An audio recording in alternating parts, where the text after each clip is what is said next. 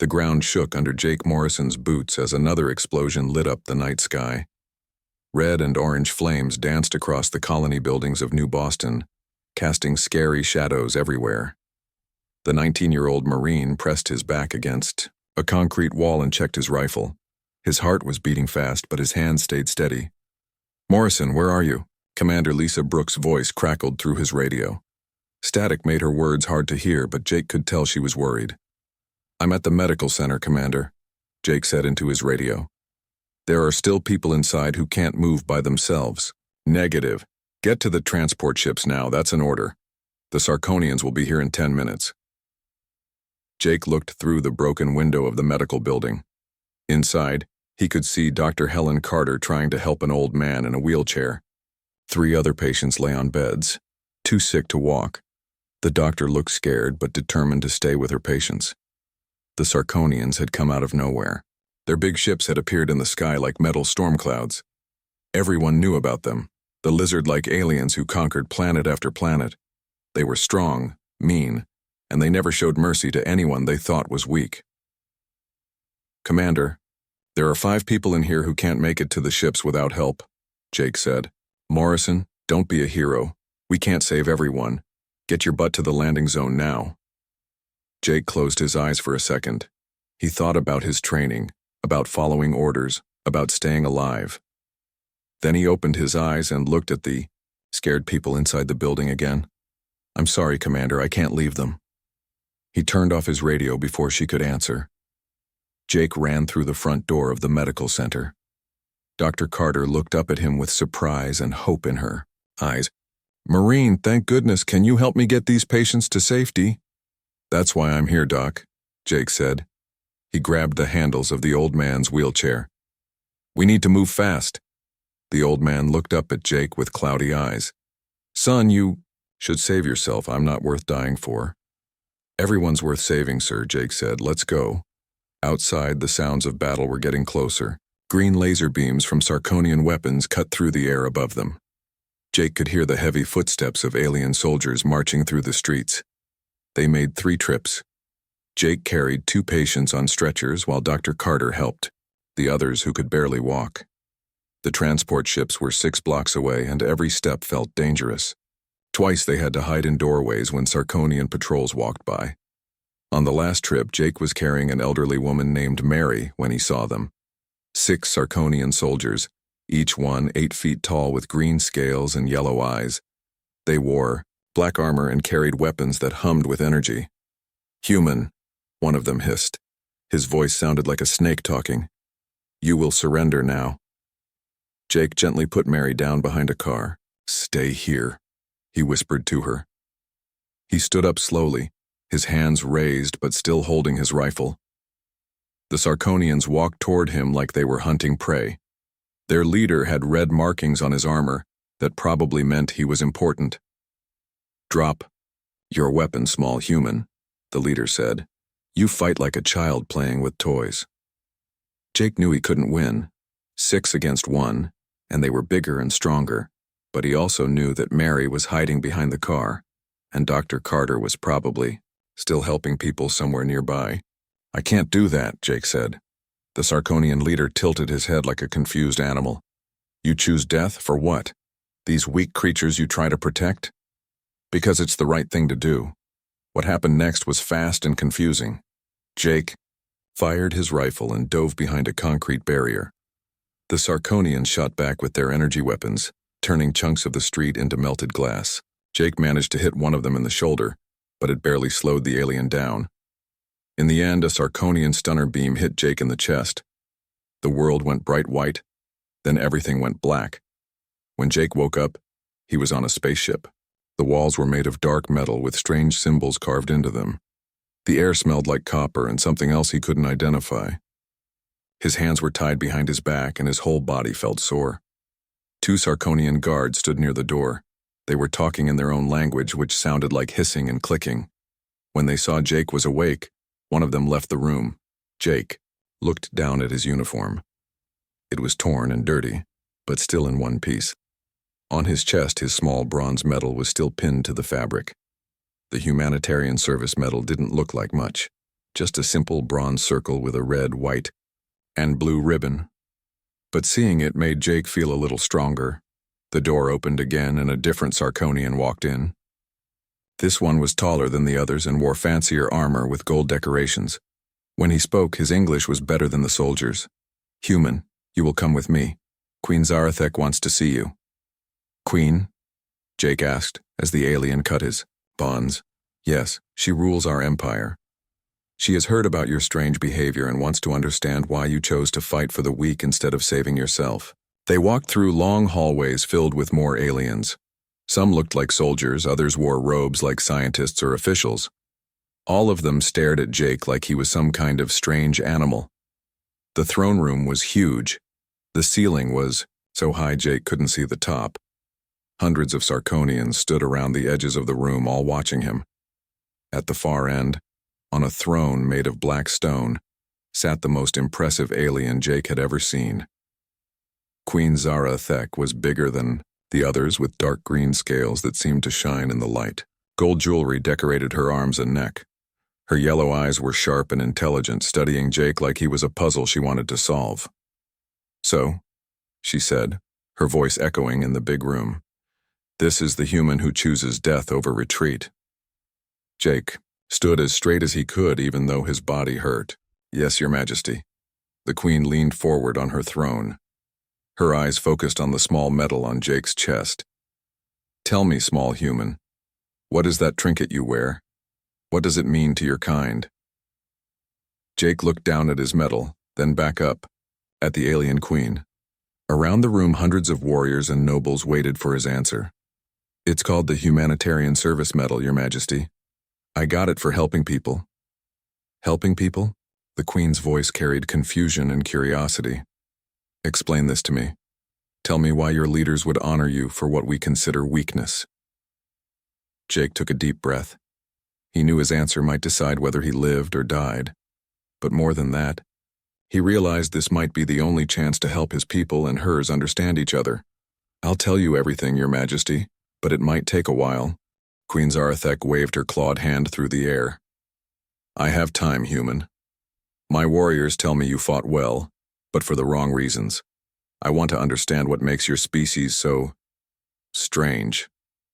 Jake looked around the huge throne room. Hundreds of Sarkonian eyes stared back at him. Some looked curious, others seemed angry or confused. Near the front, he noticed a particularly large alien wearing armor covered in battle marks. The creature's yellow eyes studied Jake like a hunter watching prey.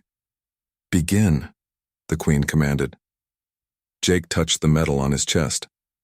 The bronze felt warm under his fingers.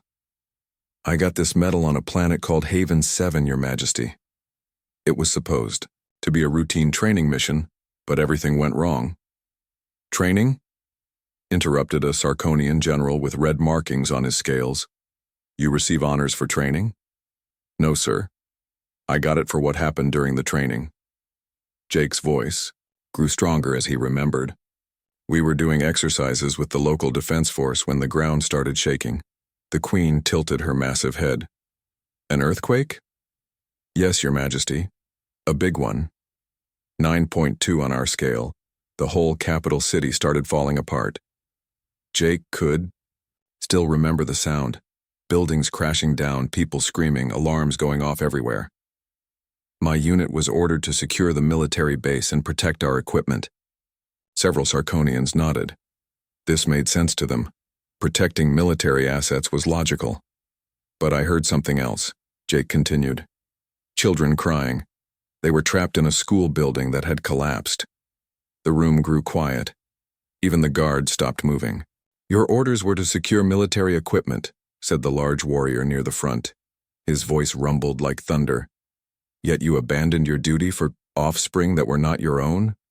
"Yes, sir." "Explain this madness," Queen Zarathek commanded. "In our culture, the strong survive and the weak perish. It is the natural way. Why would you risk yourself for weak young ones?" Jake thought about how to explain something that seemed so natural to him, but was clearly impossible for them to understand. "Because they needed help, and I could give it." "But what did you gain?" asked another Sarkonian noble. "Did their parents Offer you money? Territory? Weapons? No, Your Majesty. I didn't know these kids or their families. I just knew they were in trouble. The confusion in the room was thick enough to touch. Several aliens whispered to each other in their hissing language. Jake caught the word impossible repeated several times. Tell me exactly what happened, the Queen said slowly. Jake closed his eyes for a moment, remembering. The school was a 3-story building. When the earthquake hit, the top 2 floors came down. On the first floor. I could hear kids crying inside, but the entrance was completely blocked. So you left your post, the red-marked general said. It wasn't a question. Yes, sir. I grabbed some tools from our equipment and started digging through the rubble. The other soldiers tried to call me back, but I couldn't leave those kids. How many of your packmates helped you? Asked the Queen. Packmates? Your fellow soldiers, your unit. Jake shook his head. None of them, Your Majesty. They had orders to secure the base. I was the only one who went to help. This caused another wave of confused whispers. The large warrior stepped forward. I am Hunter Prime Kethrak. I have led 1,000 battles. Never have I heard of a warrior abandoning his pack to help strangers. This makes no tactical sense. I know it doesn't make sense to you, Jake said, but I found the first kid after about an hour of digging. His name was Bobby Chen. He was 8 years old, trapped under a desk. His leg was broken, but he was alive. Jake's voice got softer as he remembered. When I pulled him out, he was so scared. He kept asking for his grandmother. I told him we'd find her, but first we had to get him somewhere safe. And then you returned to your unit? Asked General Vextar. No, sir. I could still hear more voices in the rubble. There were other kids trapped inside. The Queen leaned forward on her throne. How many? I found 4 more children and their teacher. It took me 6 hours to get them all out. By then, my commanding officer was really angry with me. As he should be, growled Hunter Prime Kethrak. You abandoned your duty. In our army, such behavior means death. I thought I might be court-martialed, Jake admitted. But then Captain Roy Mitchell, my commanding officer, saw something that changed his mind. What? The Queen asked. While I was digging out the last kid, a little girl named Amy, another building started to fall.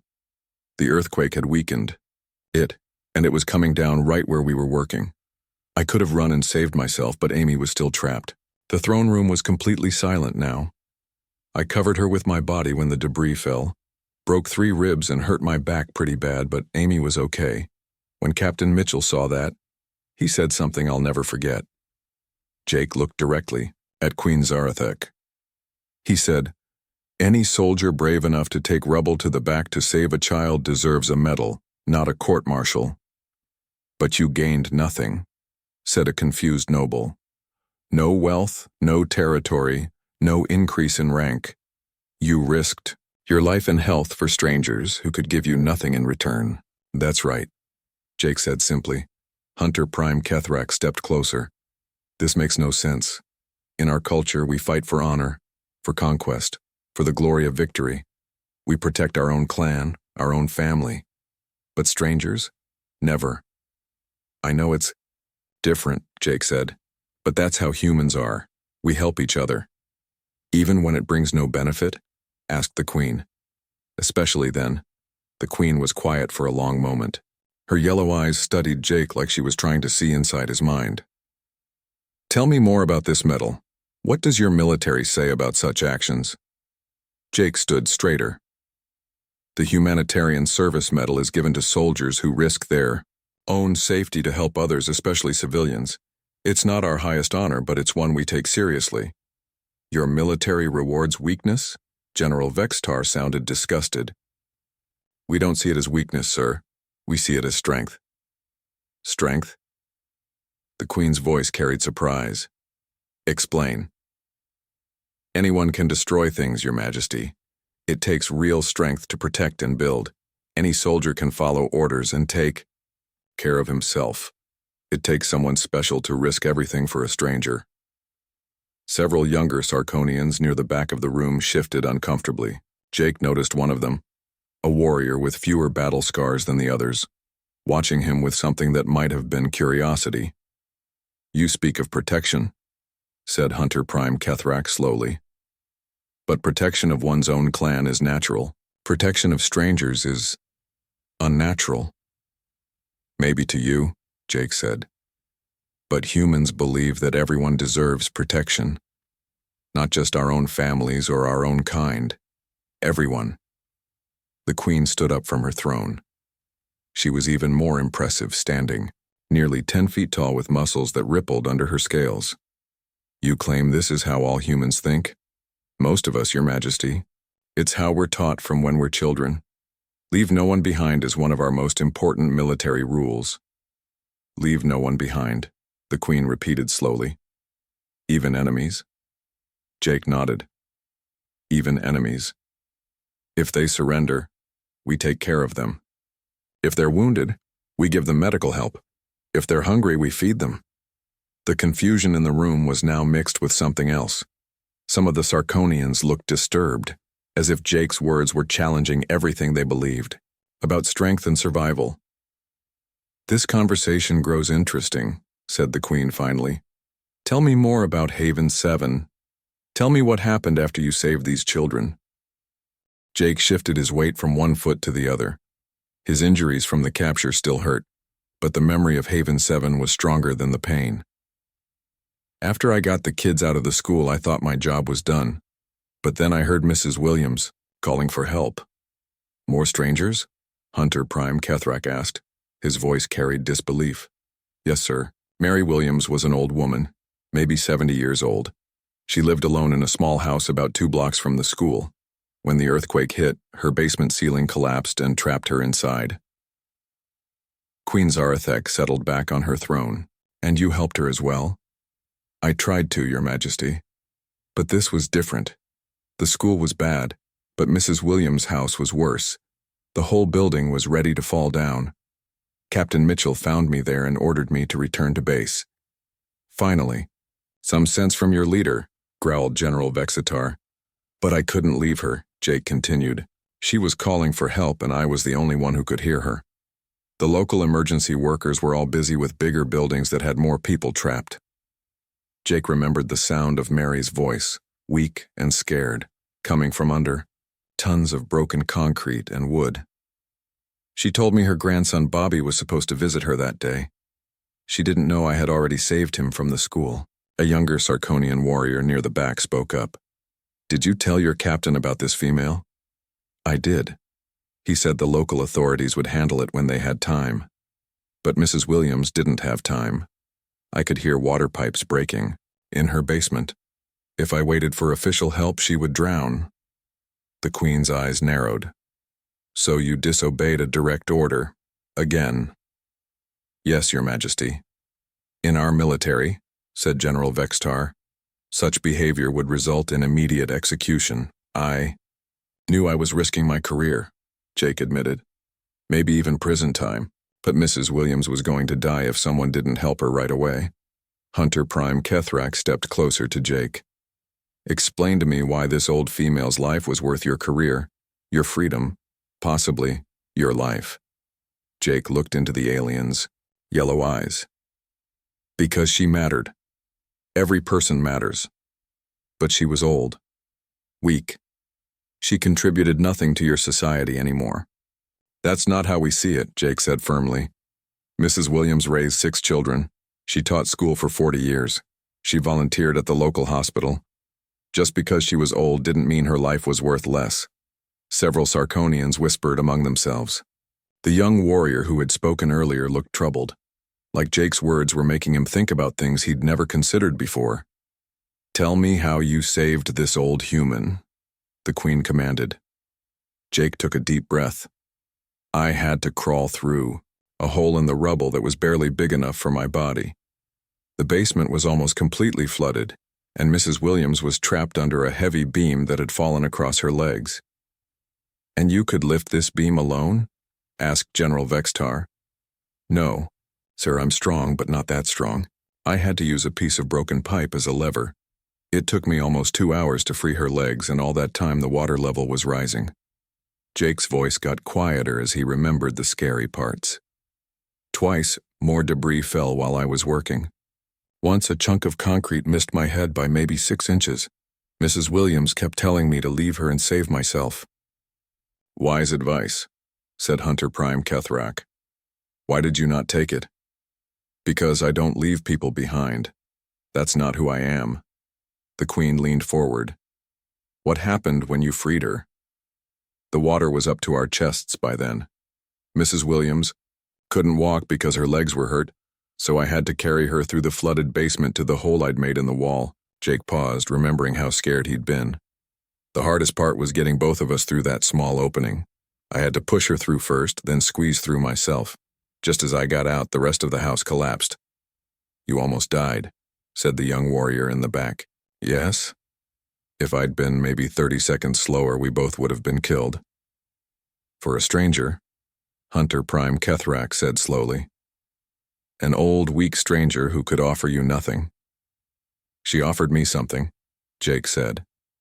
When we got to the medical station and she saw her grandson Bobby was safe, she hugged me and cried. She said I was her guardian angel. The throne room was very quiet. Some of the Sarkonians looked confused, others looked disturbed. The young warrior stepped forward slightly. Guardian angel? He asked. It's a human expression, Jake explained. Angels are, well, it's hard to explain. They're beings that protect people. Mrs. Williams was saying I protected her family. Queen Zarathek stood up again. Tell me what your military did after you saved this old female.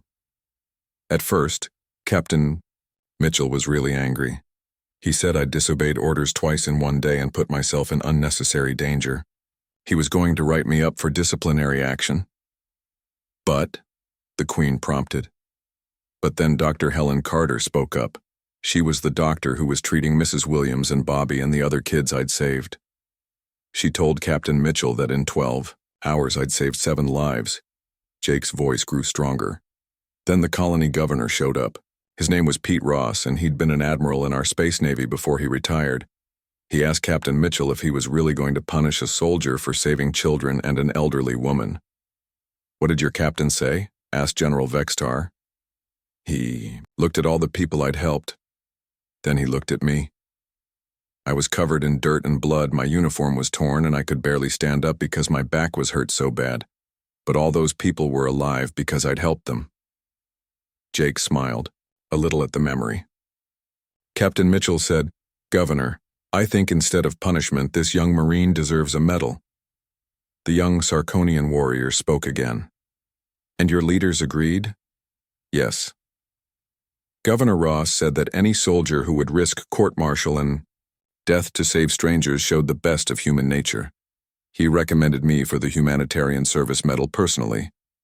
Hunter Prime Kethrak was studying Jake with new interest. You gained honor among your people for protecting the weak? Yes, sir, the medal ceremony was small. Just my unit and the people I'd helped.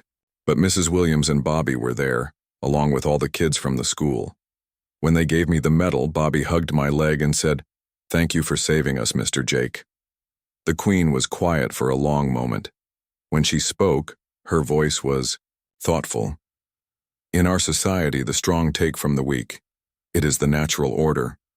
The idea that the strong should protect the weak is foreign to us. I understand that, Your Majesty. But humans believe that real strength comes from using your power to help others, not hurt them. General Vextar snorted. Philosophy, your species is soft. This is why we will conquer your worlds easily. But the young warrior stepped forward, more boldly now.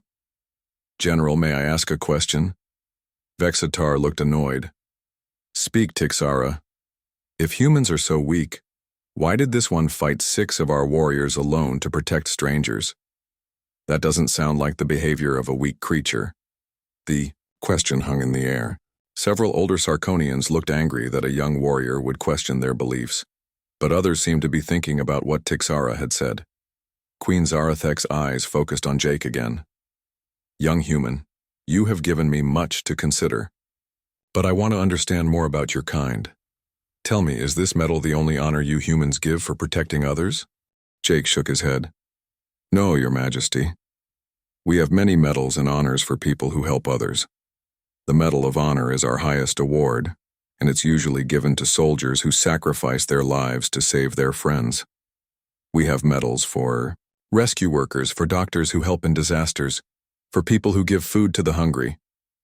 The confusion in the throne room was growing stronger. Elder Zephron, an ancient Sarkonian with white scales and cloudy eyes, stepped forward slowly. He had been quiet until now, but his voice carried the weight of centuries. "Your Majesty," he wheezed, "this human speaks dangerous words. If our young warriors begin to believe that protecting the weak is honorable, it will destroy everything we have built." Several older Sarkonians nodded in agreement, but Jake noticed that many of the younger ones looked uncertain. "Dangerous?" Jake asked. "How is helping people dangerous?" Elder Zephron turned his ancient eyes toward Jake. "Because it makes warriors soft. Because it teaches them to waste resources on those who cannot contribute. Because it goes against the natural order where the strong survive and the weak perish." "But what if the strong and weak help each other?" Jake asked. "What if everyone gets stronger together?" "Impossible," General Vextar snapped. "Strength comes from conquest, from taking what you need, from proving your superiority over others." Jake looked around the room. "With respect, General, I think you're wrong." The room erupted in angry hisses and growls. Several warriors reached for their weapons, but Queen Zarathek raised her hand and they stopped. "Explain," she commanded in a voice that could have frozen fire. Jake's heart was beating fast, but he kept his voice steady. "In human military training, we learn that the strongest armies are the ones where soldiers protect each other. We have a saying, no one fights harder than someone fighting to protect the person next to them." Hunter Prime Kethrak tilted his massive head. "You fight to protect other warriors? This is normal. Pack loyalty is natural." "But we go further than that," Jake continued. "Human soldiers fight to protect civilians they've never met. We fight to protect other species, even former enemies. We've fought wars just to stop other people from being hurt." "Wars to protect strangers?" Tixara, the young warrior, sounded amazed. "You spend blood and treasure for beings who give you nothing in return?" "Yes. We've sent soldiers to stop genocides on planets we'd never been to before. We've fought to protect alien species that couldn't even communicate with us." Queen Zarathek was studying Jake with the intensity of a hunter watching prey. "Tell me about these wars." Jake thought for a moment. 20 years ago, the Kalari Empire was trying to wipe out a species called the Fenari. The Fenari were peaceful farmers who couldn't fight back. The Kalari wanted their planet for mining. "And humans intervened?" the Queen asked. "Our fleet arrived 3 days before the Kalari would have finished their genocide. We fought a 2-year war to protect a species we'd only heard about in distress signals." General Vextar laughed harshly. "Foolish waste of resources. Why did humans care about these Fenari?" "Because they were going to be murdered," Jake said simply. "Because genocide is wrong, no matter who's doing it or who's being killed." "Wrong?" Elder Zephron's voice was sharp. "By whose authority?" "In the natural world, the strong eliminate the weak. This is how species grow stronger." "Maybe in the wild," Jake said. "But we're not animals anymore. We're people who can choose to be better than our instincts." The young warrior Tixara stepped closer. "What happened to these Fenari? Did you save them?" "Yes. The war was hard. We lost a lot of good people, but the Fenari survived, and now they're our allies. They've shared their farming techniques with us, and we've shared our technology with them. Both species are stronger because we helped each other."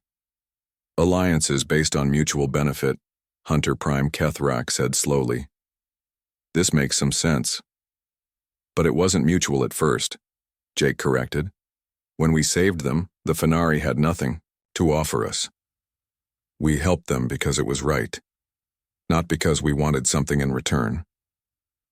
Queen Zarathek began pacing in front of her throne. Her clawed feet clicked on the stone floor. "You are telling me that humans regularly sacrifice their own blood and treasure to help strangers who cannot repay them?" "Yes, Your Majesty. And your people see this as strength, not weakness?" "We see it as the highest form of strength. Anyone, can take what they want by force. It takes real power to give up something valuable to help someone else. Elder Zephyron hissed angrily. Your Majesty, this corruption must not be allowed to spread among our warriors. These ideas will make them weak, hesitant, unsuitable for conquest. But Tixera spoke up again. Elder, may I respectfully disagree? The old Sarkonian's eyes flashed with anger. You dare question centuries of wisdom, hatchling? I question whether ideas that make humans fight harder can be called weakness, Tixera said boldly. This young human fought 6 of our warriors, alone. If his beliefs make him weak, why did it take a stunner to bring him down? Hunter Prime Kethrak was nodding slowly. The youngling raises a good point. I have fought humans before. They are fierce warriors, especially when protecting others. You have fought humans? Jake asked with surprise. In border skirmishes, Kethrak replied. Small battles over territory. I was impressed by their tenacity, but I did not understand it then. What do you understand now? Queen Zarathek asked her Hunter Prime. Kethrak looked at Jake for a long moment. I begin to understand that what we call weakness might actually be a different kind of strength. This human's willingness to die for strangers is not cowardice. It is something I have no word for in our language. Courage, Jake said, quietly. We call it courage. Courage, the Queen repeated the word slowly. In our language, courage means willingness to face danger for personal glory or clan honor. For humans, courage means facing danger to protect others, even when there's no glory in it. Elder Zephyron stepped forward angrily. Your Majesty, this human poison will corrupt our young if you allow it to continue. Our strength comes from our willingness to take what we need, to conquer the weak, to expand our empire through force. And yet, said Queen Zarathek thoughtfully, our expansion has been slow in recent years. We conquer worlds, but we must constantly fight rebellions. We take resources, but we make enemies of everyone we defeat. That is the natural cost of empire, General Vextar said. But what if it doesn't have to be? Tixera asked. What if there was another way? The throne room fell silent. The question hung in the air like smoke. Queen Zarathek turned to Jake. Human, tell me honestly, if I released you now, if I allowed you to return to your people, what would you tell them about us? Jake thought carefully before answering. I would tell them that Sarkonians are strong and proud, but that you're not evil. I would tell them that you're trying to understand something new, something that might change everything. And if I harmed you, if I had you executed for the entertainment of my court, then I would die knowing I tried to build a bridge between our peoples. And my people would remember that I died trying to bring peace. Hunter Prime Kethrak suddenly did something that shocked everyone in the room. He reached up to his armor and unpinned his own medal, a golden symbol of conquest that marked him as one of the Empire's greatest warriors. Young human, he said, in a voice full of respect, I have won this medal by defeating 100 enemies in single combat. I thought it represented the greatest possible strength. He walked forward and placed the medal at Jake's feet. But I see now that there is a strength greater than conquest, the strength to sacrifice for others, to protect the weak, to choose mercy over vengeance. This is a courage I have never known. The throne room erupted in shocked whispers. No Sarkonian warrior had ever voluntarily given up a medal of conquest. Queen Zarathek stared at her Hunter Prime in amazement. Kethrak, what are you doing? I am honoring a form of strength that surpasses my own, Your Majesty. This human has shown me that there are more ways to be powerful than I ever imagined. Jake looked down at the golden medal, then back up at the massive alien warrior. Sir, I can't take this, you earned it. And now I give it freely to someone who has shown me what true honor looks like. The Queen was quiet for a very long time, thinking. When she finally spoke, her voice was different somehow, softer but also more powerful. Rise, human. We have much more to discuss. Queen Zarathek stood up from her throne and walked down the steps toward Jake. Every step echoed in the silent throne room. When she stopped in front of him, Jake could see his reflection in her golden armor. "In my 300 years of life," she said quietly, "I have conquered 47 worlds. I have defeated thousands of enemies. I have built an empire that spans 12 star systems." She paused, looking down at the metal Hunter Prime Kethrak had placed at Jake's feet. "But I have never once considered that my greatest strength might come from protecting my enemies instead of destroying them." Elder Zephron stepped forward urgently. "Your Majesty, please do not let this human's words cloud your judgment. Our empire was built on strength, on taking what we need, on proving our superiority. If we start protecting the weak, we become weak ourselves." "Do we?" the Queen asked. "Tell me, Elder, how many rebellions have we faced in the past 50 years? 17 major uprisings, Your Majesty, and countless smaller ones. And how much of our resources do we spend keeping conquered worlds under control?" The Elder's scales shifted uncomfortably. "Nearly 40% of our military, Your Majesty." 40%, the Queen repeated. 40% of our strength wasted on holding down people who hate us. She turned to Jake. "Human, tell me about your alliances. How many rebellions do your allied worlds stage against you?" "None, Your Majesty.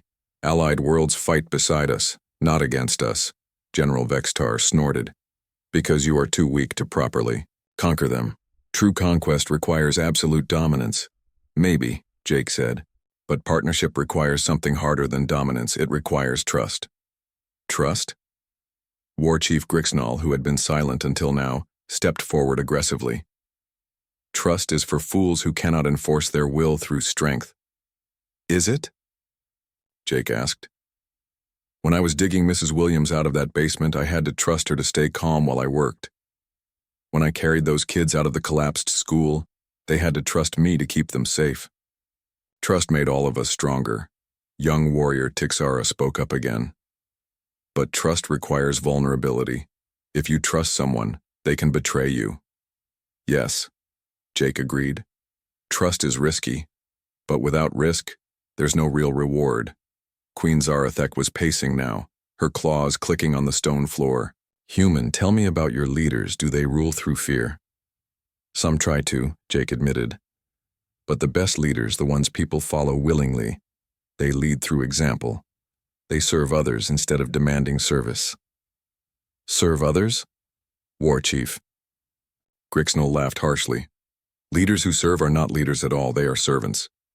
"In human culture," Jake said, "the greatest leaders are often the ones who sacrifice the most for their people. We had a president once who said, 'Ask not what your country can do for you. Ask what you can do for your country.'" The Queen stopped, pacing. "A leader who asked his people to serve, rather than demanding they serve him. Yes, Your Majesty.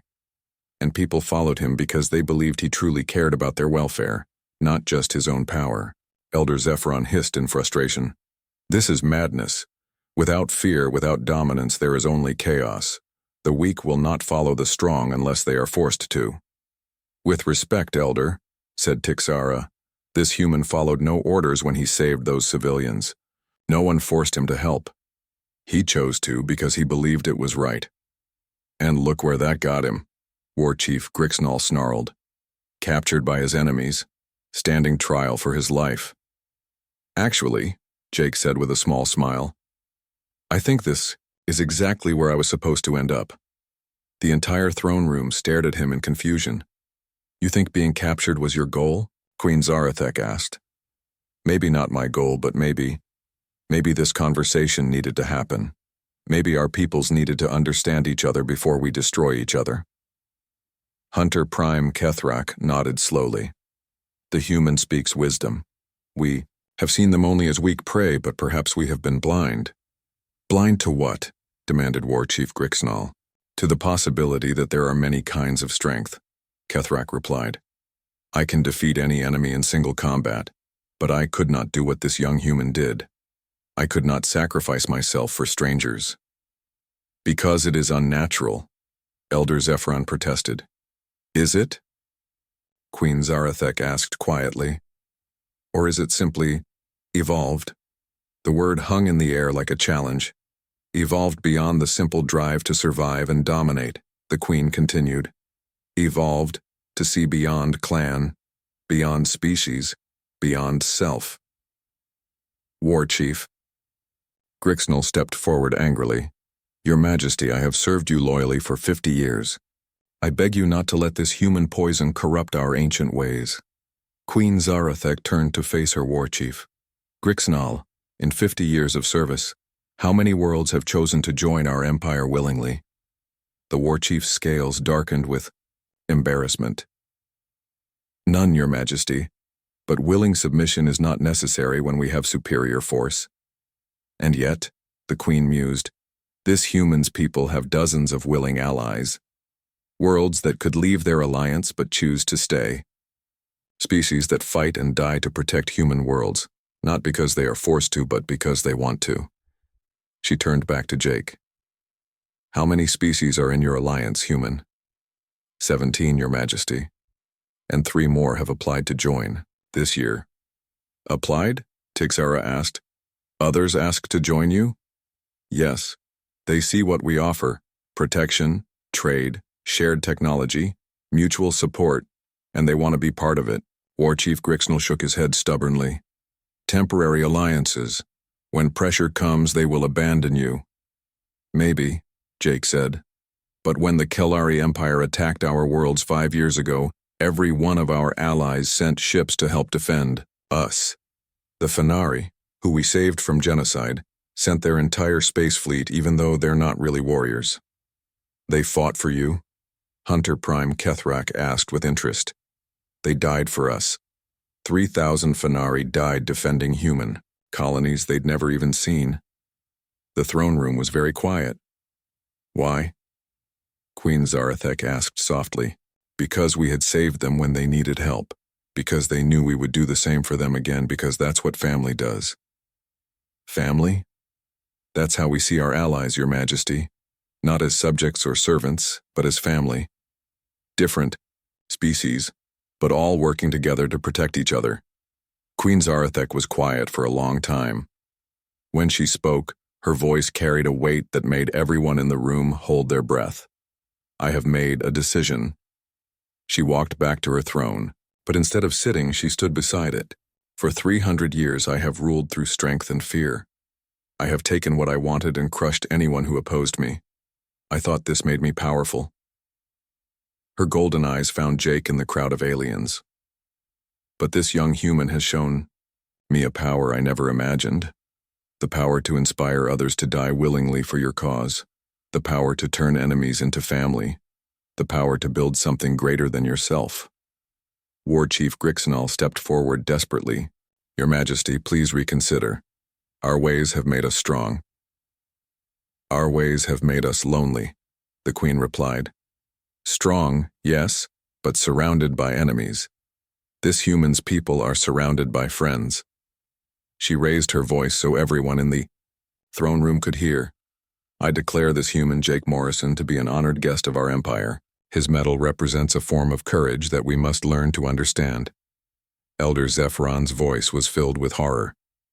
Your Majesty, you cannot mean to change our entire culture based on the words of one enemy. Not change, the Queen said, firmly. Evolve. She stepped down from the throne platform and walked directly to Jake. Then, in a moment that would be remembered in both human and Sarkonian history forever, Queen Zarathek, ruler of 12 star systems and conqueror of 47 worlds, bowed her head to a 19-year-old human marine. I bow to the courage that chooses protection over conquest, she said clearly. I bow to the strength that serves others before self. I bow to the wisdom that builds bridges instead of walls. Following their queen's example, Hunter Prime Kethrak bowed deeply, then Tixara. Then one by one, hundreds of Sarkonian warriors throughout the throne room lowered their proud heads in respect. Not all of them. War Chief Grixnal stood rigid with anger, and Elder Zephron looked like he had swallowed poison. But enough bowed that the meaning was clear. The Sarkonian Empire was about to change forever. Queen Zarathek raised her head and looked at Jake. Young human, I'm going to send you home, but I want you to carry a message to your leaders. Yes, Your Majesty. Tell them that the Sarkonian Empire wishes to learn about this strength you call compassion. Tell them we want to try a different path, not as conquerors, but as, what is your word? Allies. Jake smiled, and for the first time since his capture, he felt hope. I'll tell them, Your Majesty. And I think they'll be very interested in meeting you. As Jake was escorted from the throne room, he heard Queen Zarathek addressing her people. Today we begin to learn what it means to be strong enough to be gentle, powerful enough to protect instead of destroy. Today we discover what lies beyond conquest. The small bronze medal on Jake's chest had done something no weapon ever could. It had started a revolution of the heart.